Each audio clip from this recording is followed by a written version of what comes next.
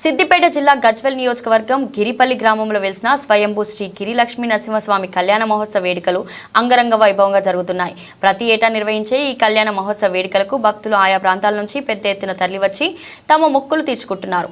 ఈ కార్యక్రమంలో భాగంగా ఆలయానికి ముఖ్య అతిథిగా ఉమ్మడి మెదక్ ఎమ్మెల్సీ డాక్టర్ యాదవరెడ్డి, మాజీ ఎఫ్టీసీ చైర్మన్ వంటేరు ప్రతాప్ రెడ్డి పాల్గొని ప్రత్యేక పూజలు నిర్వహించారు. ఈ సందర్భంగా వారు మాట్లాడుతూ తెలంగాణలో ఒకే రేఖ పైన వెలిసిన 3 దేవాలయాలు అయిన యాదగిరి, నాచగిరి, శ్రీగిరి క్షేత్రాలని అన్నారు. శ్రీమన్ నృసింహ విభవే గర్భధ్వజాయ తావత్రయోపశమనాయ భవౌషధాయ కృష్ణాది వృశ్చిక జలాగ్ని భుజంగరోగ క్లేశవ్యయాయ హరయే గురవే నమస్తే. మన శ్రీగిరి క్షేత్రంలో శ్రీగిరిపల్లి గ్రామంలో అద్భుతంగా గుహాంతరవాసిగా వెలిసినటువంటి యొక్క నారసింహస్వామి వారి వార్షిక బ్రహ్మోత్సవ కార్యక్రమం పురస్కరించుకొని ఈ రోజున పాల్గొన బహుళ దశమి సోమవారం అత్యంత పర్వదినమైనటువంటి యొక్క ఈ రోజున స్వామివారి కళ్యాణోత్సవాన్ని భక్తులందరి యొక్క కోలాహలాల మధ్య, జయ జయధ్వానాల మధ్య, కోలాటాల మధ్య, భజనల మధ్య, వేద పండితుల యొక్క మంత్రోచ్చారణల మధ్య అత్యంత వైభవంగా స్వామివారి యొక్క కళ్యాణోత్సవ కార్యక్రమాన్ని నిర్వహించుకోవడం జరిగింది. ఈ కార్యక్రమాన్ని తిలకించడానికి అని చెప్పని చుట్టుపక్కల గ్రామాల నుంచే కాకుండా గొప్ప గొప్ప నాయకులు కూడా రావడం, స్వామివారిని దర్శించుకోవడం, సేవించుకోవడం, స్వామివారి యొక్క అనుగ్రహాన్ని పొందడం జరిగింది. మన శ్రీగిరి నరసింహస్వామి వారి యొక్క లీలలు చెప్పవలసినటువంటి అవసరం లేదు. భక్తులందరికీ కూడా అందరికీ విదితమైనటువంటి యొక్క లీలలే.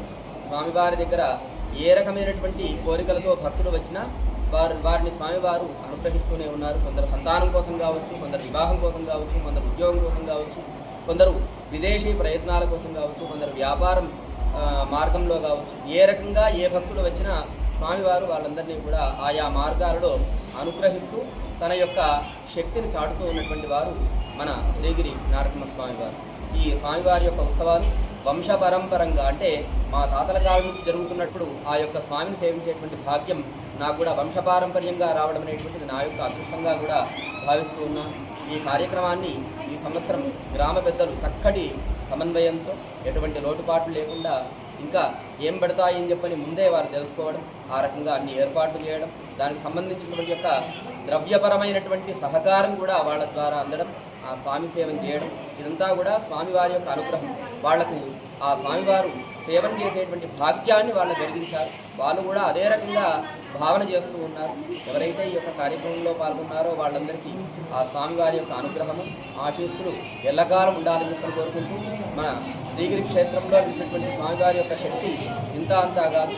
అటు యాదగిరి, తూర్పు భాగంలో యాదగిరి, పశ్చిమ భాగంలో శ్వేతగిరి, నాచగిరి, మధ్యలో శ్రీగిరి, ఈ 3 కూడా ఒకే సరళ రేఖపై ఉంది. స్వామివారు పాదాల అడుగులు వెళితే ఏ విధంగానైతే ఉంటాయో ఆ విధంగా వెలిసినటువంటి క్షేత్రాలు. మన ప్రాంతంలో ఉన్నటువంటి నవనారసింహ క్షేత్రాల్లో మన శ్రీగిరి క్షేత్రం కూడా ఒకటి.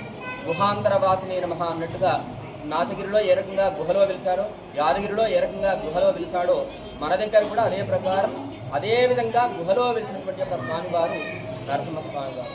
స్వామివారి యొక్క లీలలు అర్చకునిగా ప్రత్యక్షంగా నేను ఎన్నో చూడడం జరిగింది. ఎన్నో సందర్భాలలో ఎన్నో కష్ట నష్టాల నుంచి స్వామివారు బయటపడేయడమే కాకుండా అందరినీ అనుగ్రహిస్తూ ఉన్నారు.